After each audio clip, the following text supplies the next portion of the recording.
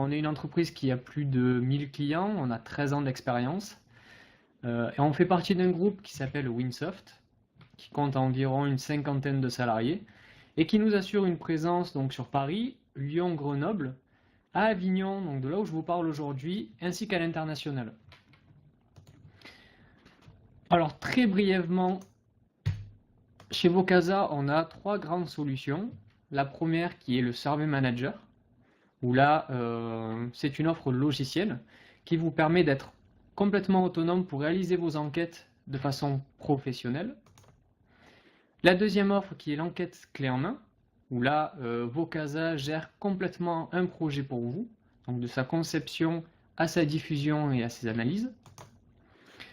Et les enquêtes automatisées, donc là on parle d'écoute client en continu, et ça va vous permettre d'envoyer vos enquêtes directement après l'interaction avec vos clients. Donc voilà, très simple, très rapide. On va passer maintenant au vif du sujet. Alors,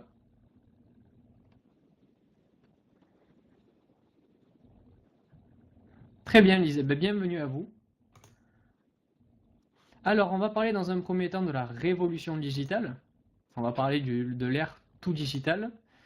Comment réhumaniser votre relation client, comment impliquer vos collaborateurs et la rencontre entre le physique et le digital. On va voir comment c'est possible, surtout dans le magasin physique.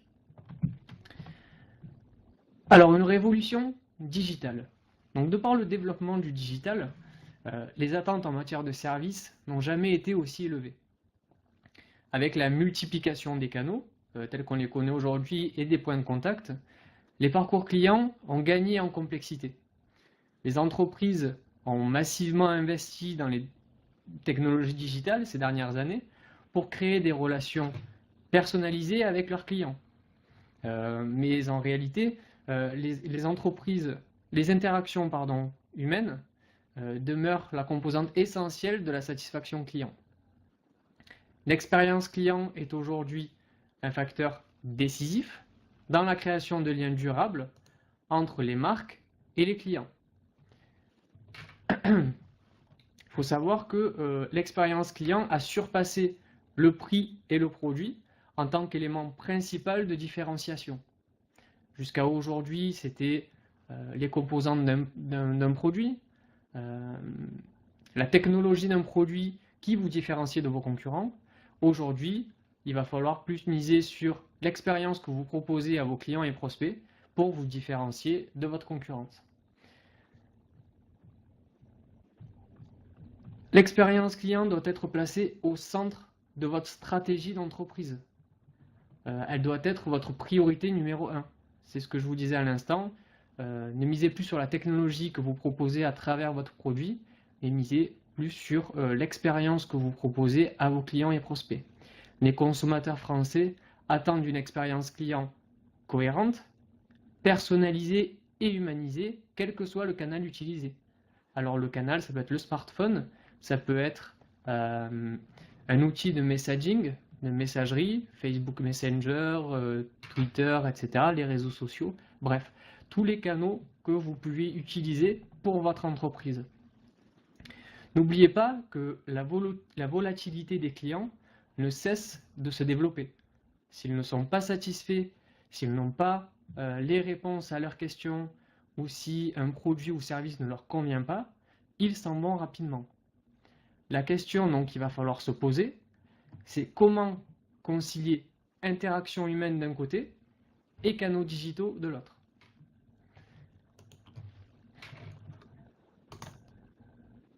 Gardez bien ces chiffres en tête, 55% des Français ont changé de fournisseur client, de fournisseur de services en 2015 à cause d'une mauvaise expérience client. Ils sont 22% à déclarer poster des critiques sur les réseaux sociaux après une mauvaise expérience client, afin d'exprimer bien sûr leur colère. Donc là aussi, il va falloir que vous preniez les devants sur cette insatisfaction client pour éviter bien sûr le buzz et la propagation de la colère de vos clients ou des mauvaises expériences sur les réseaux sociaux ou même sur votre site internet.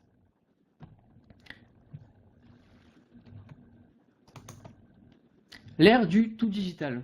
Les entreprises ont eu tendance ces dernières années à adopter une position trop binaire en matière de relations clients. Soit l'humain, soit le digital.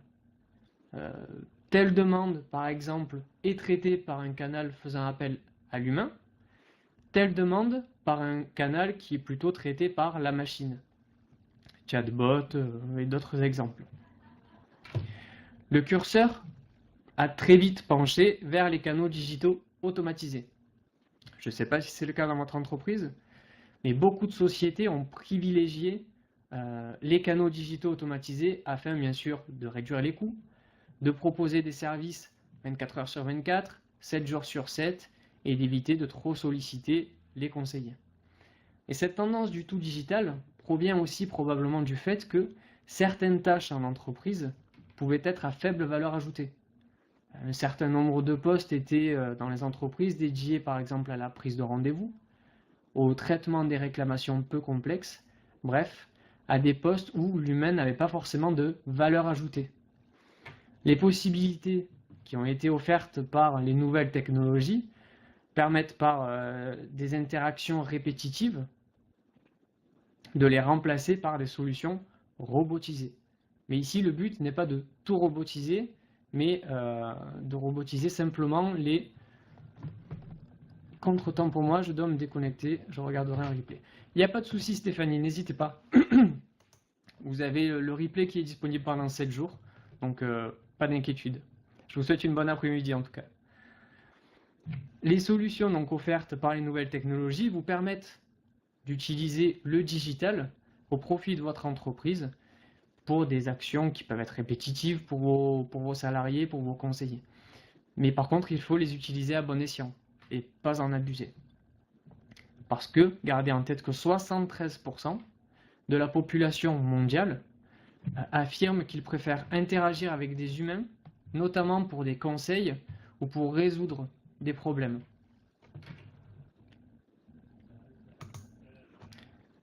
Réhumaniser la relation client. Donc, on a vu que le tout digital, c'est pas la bonne solution.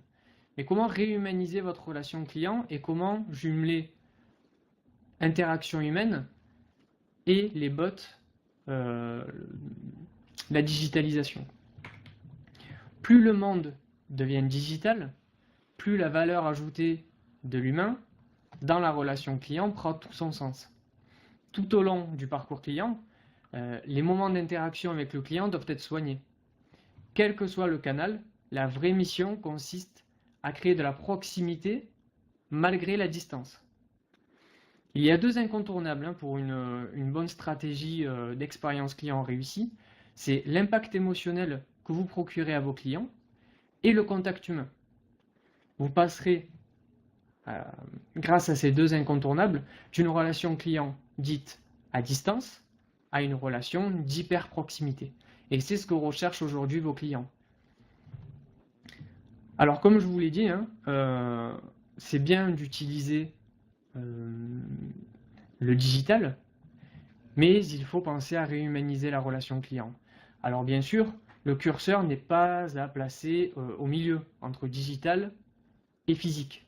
Ça dépend bien sûr de votre entreprise, de votre secteur d'activité, ça dépend du client que vous avez en face, de son intention, du moment aussi dans le processus de vente ou de service, et de ses expériences passées.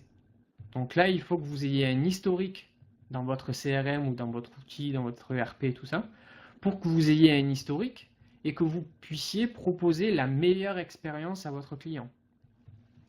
Il faut impérativement permettre au client aussi de changer facilement de canal. Vous devez donc développer des canaux de service client cohérents, permettant aux consommateurs de passer d'une expérience digitale à un contact humain en toute fluidité. Alors, il y a des exemples simples. Je discutais tout à l'heure avec une personne qui voulait installer un chatbot. Alors, j'ai plus le nom en tête, je suis désolé.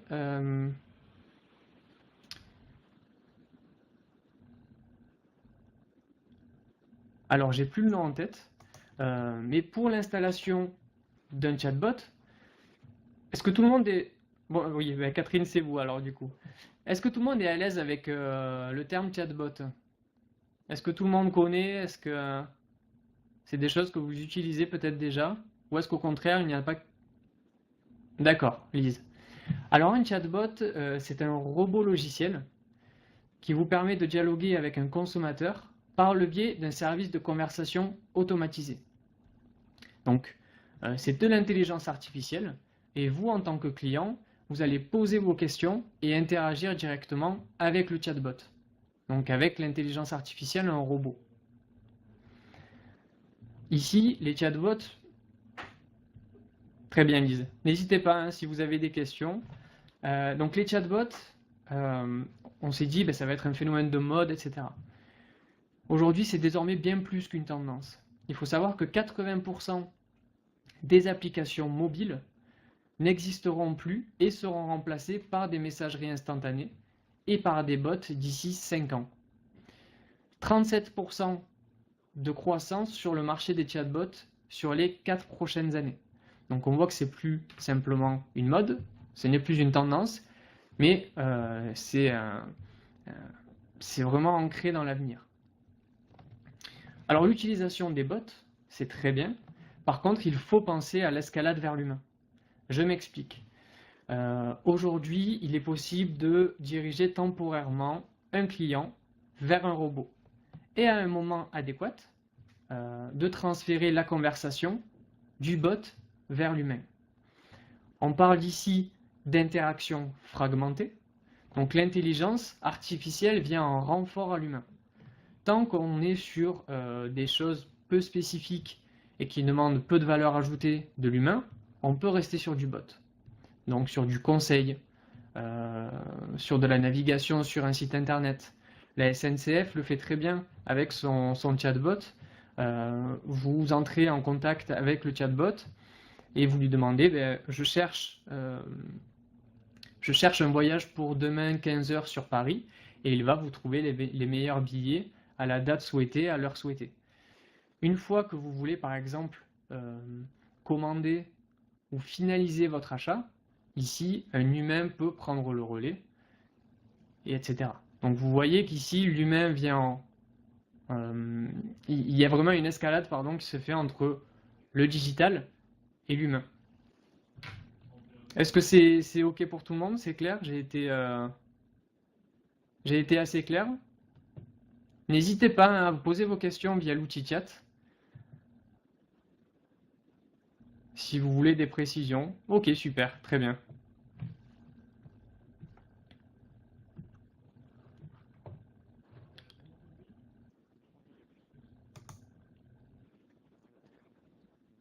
Jusque-là, tout va bien. Super, Catherine. Très bien.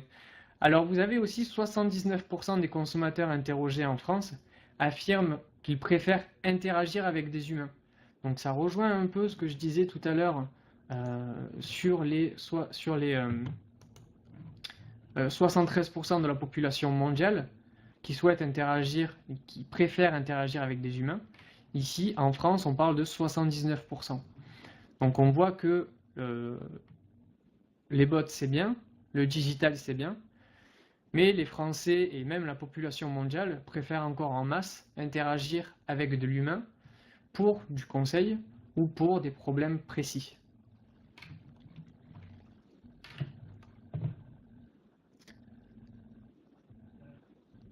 C'est qu'ils ont affaire à de bons conseillers. Oui, encore faut-il que ce soit de bons conseillers, oui, effectivement.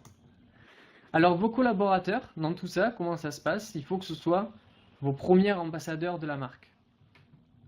Du téléphone au mail, du chat aux réseaux sociaux, le conseiller doit jongler entre les différents canaux que vous proposez et savoir faire preuve d'empathie. Il doit écouter, il doit dialoguer avec vos clients. Il doit faire preuve de politesse, de bienveillance. Bref, il faut qu'il soit omniprésent pour vos clients. Et bien sûr, il faut que vous fidélisiez vos collaborateurs avant de fidéliser vos clients. Vos collaborateurs, il ne faut pas se leurrer, c'est votre première vitrine d'entreprise. Les entreprises parlent d'expérience client. Depuis le début de ce webinaire, on parle d'expérience client. Mais pour y parvenir, il faut que vous soigniez l'expérience utilisateur. Nous sommes progressivement entrés dans une relation plus conversationnelle, notamment avec les réseaux sociaux, avec les click to chat. On a parlé de chatbot, mais il y a aussi les click to chat. Click to chat, c'est la possibilité qu'a un de vos clients de pouvoir entrer en contact via un outil de messagerie instantanée avec un de vos conseillers. Donc, à la différence du chatbot, c'est que derrière le click to chat, il y a un conseiller, et derrière un chatbot, c'est de l'intelligence artificielle. Donc là, la recommandation de l'entourage, de vos salariés, de vos contacts, pèse aujourd'hui entre 50 à 90% de la décision d'achat. Et bien sûr, ça varie selon les secteurs d'activité. Donc on voit bien que pour une bonne expérience client, pour une bonne recommandation sur vos réseaux sociaux, sur votre site internet et sur les différents outils de notes divers qu'il peut y avoir sur internet, il faut que vos collaborateurs soient vos premiers ambassadeurs de la marque.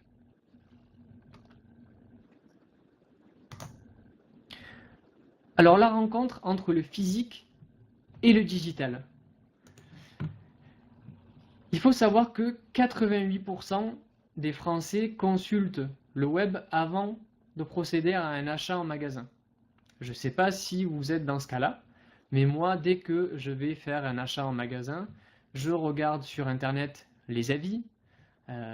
J'ai tendance même à regarder aussi des tutos sur YouTube, des vidéos tests avec des avis clients sur YouTube, etc. Donc là, absolument moi aussi. Je pense qu'on est pas mal dans ce cas-là. Et 88% des Français, en tout cas, consultent le web avant de procéder à un achat en magasin. Et 75% des possesseurs de smartphones utilisent ce terminal en boutique. Donc, vous voyez que il faut que vous soigniez l'expérience que vous proposez à vos collaborateurs. Je suis client, j'ai dans l'idée d'acheter un produit en magasin. Je suis chez moi depuis mon ordinateur. Je vais consulter la page la notice, la page en tout cas descriptive de l'objet, consulter les avis. Je suis par exemple dans les transports en commun pour me rendre dans la boutique, eh bien je vais consulter également le site sur mon smartphone, d'où l'importance de proposer une expérience en multicanal à vos clients et prospects. Et même en magasin, je vais continuer à utiliser ce canal. C'est-à-dire que même en magasin, je vais continuer à regarder les avis clients, je vais m'informer sur le produit et parfois même, je vais même pas demander au conseiller, mais je vais continuer à regarder mon smartphone.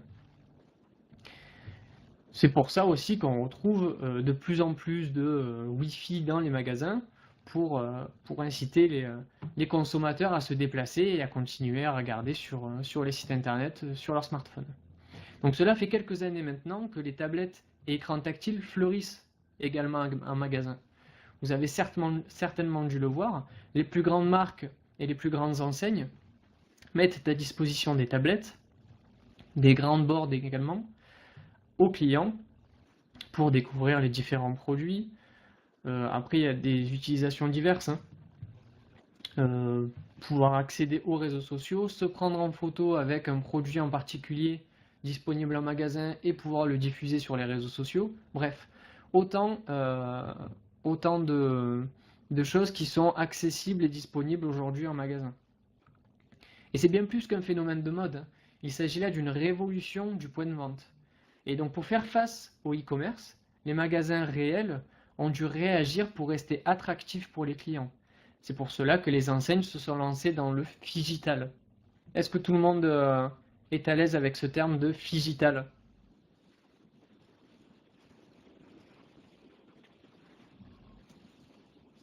Alors non pour Valérie. Alors visiblement non pour Semrenov. Alors le phygital, alors je vais vous l'écrire. Phygital. Alors le phygital, c'est un terme qui est apparu en 2013 et c'est en fait la contraction entre le mot physique et le mot digital. Et tout simplement, ça renvoie vers une stratégie marketing.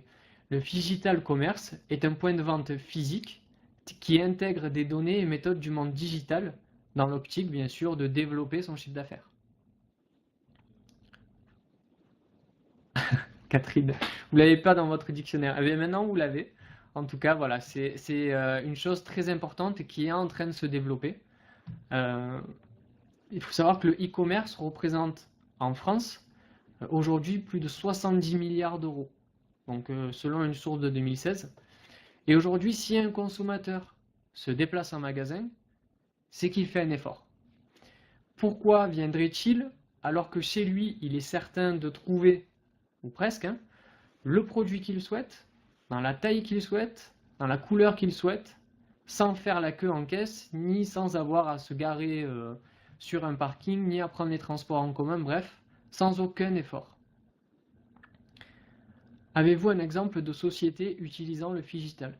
Alors, il y a beaucoup d'entreprises et on va voir quelques exemples par la suite, Nadia. Je vais vous présenter ça. Decathlon, oui. Et Decathlon, vous avez Courir, vous avez... Mais je vais vous donner quelques exemples tout à l'heure en vous détaillant un peu certaines bonnes pratiques. Ou en tout cas des pratiques qui m'ont séduite. Donc, comme je vous disais, si le consommateur aujourd'hui se déplace en magasin, c'est qu'il fait un effort. Il peut trouver n'importe quel produit aujourd'hui sur Internet, dans la taille, dans la couleur, enfin, tout ce qu'il souhaite, sans avoir à faire d'effort. Cependant, 58% des Français estiment que le magasin est le meilleur canal pour obtenir un service personnalisé. D'où l'importance d'avoir des conseillers spécialisés dans certains domaines. On parlait de Decathlon. Decathlon ont des conseillers par domaine. Vous n'allez pas retrouver le vendeur conseiller au running le lundi et au squash par exemple le jeudi. Il est utilisé dans un seul domaine, il a un domaine spécifique et ici pourra apporter des réponses aux questions des consommateurs. Et là c'est très important parce que 58% des Français attendent ce conseil et ce service personnalisé en magasin. Fnac aussi, oui bien sûr, Lise.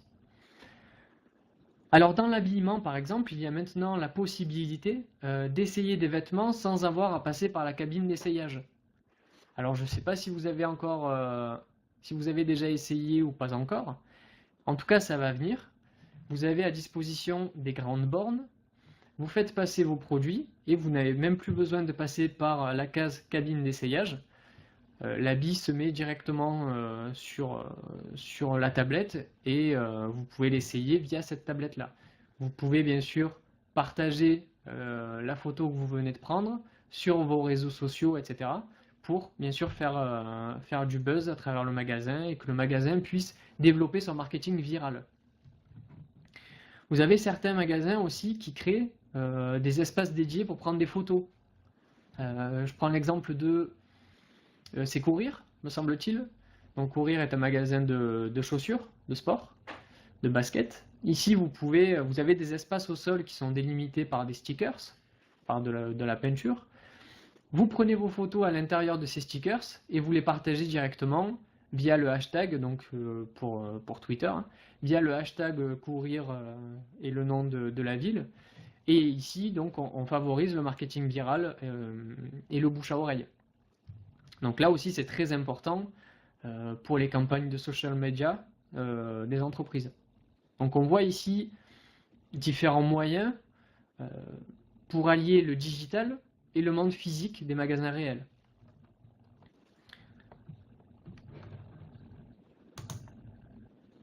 Et vous avez cette marque aussi qui s'appelle Undies. Je ne sais pas si ça vous parle, si vous connaissez.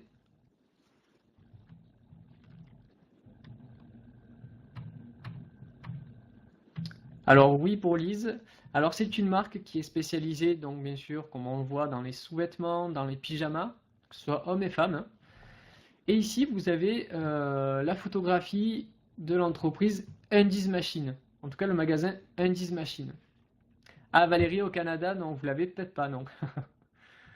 En tout cas, en France, voilà, il y a Undies, et ici, le nom de ce magasin est Undies Machine. Undies a développé un système de capsules. L'objectif est d'accroître l'offre disponible pour les clients en profitant de la réserve au sous-sol. Donc, une réserve, donc la réserve du magasin est transformée en zone de préparation pour les commandes que les clients passent sur les bornes en magasin. Sur ces bornes est présentée l'intégralité de la gamme, soit environ 600 références, alors que le magasin, lui, n'a la capacité d'en aligner que 250. Le client parcourt l'offre sur la borne, puis constitue son panier, comme il le ferait sur un site e-commerce. Une différence néanmoins, c'est que ici on ne parle pas de panier, mais on parle de capsule, car c'est ainsi que les produits vont remonter de la réserve en magasin. Dans l'offre, donc dans la réserve, pardon, l'offre, donc tous les produits sont compactés, mais chaque article est localisé grâce à une puce RFID qui est insérée à la source. Donc la personne qui est en sous-sol peut retrouver facilement le produit qui est demandé par le client. Est-ce que tout le monde a compris le système ou vous voulez que je réexplique peut-être?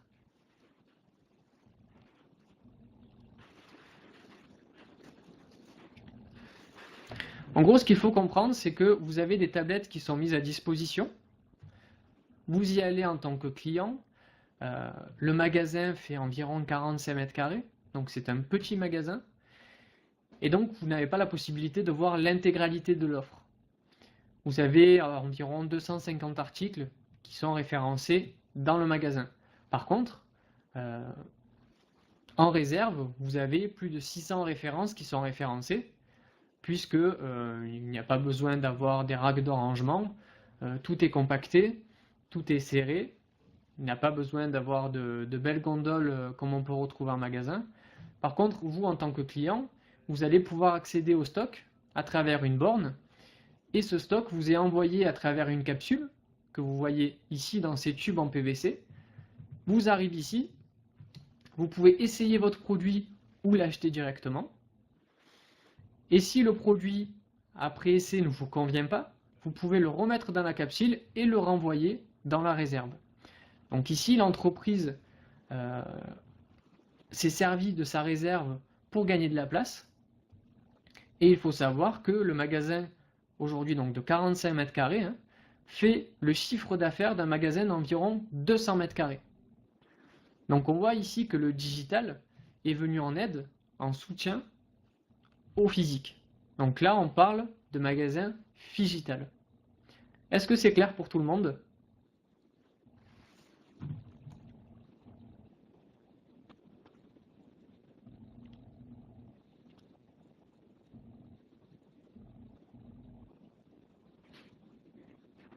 Très bien, mais super, si j'ai été assez clair, c'est très bien. C'est pas évident à expliquer, mais n'hésitez pas à aller sur YouTube, vous pourrez retrouver la vidéo de Undies Machine. Vous allez voir, c'est incroyable. Et puis c'est super bien pensé, en tout cas. Et on voit ici que le digital vient en support, vient en aide au magasin physique. Et c'est vraiment très bien pensé.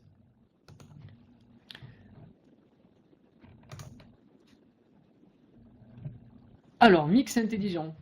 Il va falloir vraiment que vous trouviez un mix intelligent entre le digital et l'humain. Même si les entreprises vont continuer à investir dans les technologies digitales, à investir massivement, elles ont bien compris que ces outils ne sont qu'une facette de l'expérience client. La rentabilité, bien sûr, ne dépend pas d'un canal en particulier, mais au contraire d'un mix intelligent entre le digital et l'intervention humaine. Personnaliser l'expérience client, c'est aussi bien sûr la rendre plus humaine. La volatilité des clients ne cesse de se développer aujourd'hui. S'ils ne sont pas satisfaits, ils s'en vont rapidement. Donc je vous encourage à prendre le temps de mesurer la satisfaction de vos clients. Et nous l'avons vu tout au long de ce webinaire, le parcours client s'est complexifié de par les différentes interactions que vous proposez à vos clients. De ce fait, une enquête ponctuelle, par exemple une fois l'an, ne suffit plus. Il faut au contraire que vous privilégiez aujourd'hui l'écoute en continu et qui va vous permettre d'avoir un retour sur la satisfaction de vos clients tout au long de l'année 24 heures sur 24, 7 jours sur 7. L'enquête est poussée sur le bon canal, donc que ce soit le canal email, SMS, tablette, sur smartphone, etc., au bon moment du parcours client. Et le tout, bien sûr, de manière totalement automatisée. Donc là, j'insiste sur le fait qu'il faut que vous mesuriez cette satisfaction, parce qu'on est dans l'univers du multicanal, du digital. Et si vous mesurez par exemple la satisfaction, par exemple tous les mois de janvier, donc une fois l'an, il se peut qu'il y ait un problème et qu'il y ait une insatisfaction par exemple en avril, mais vous pourriez le détecter qu'au janvier prochain. Donc là, c'est un élément très important et il faut vraiment que vous privilégiez l'écoute en continu qui va vous permettre d'avoir un retour tout au long de l'année.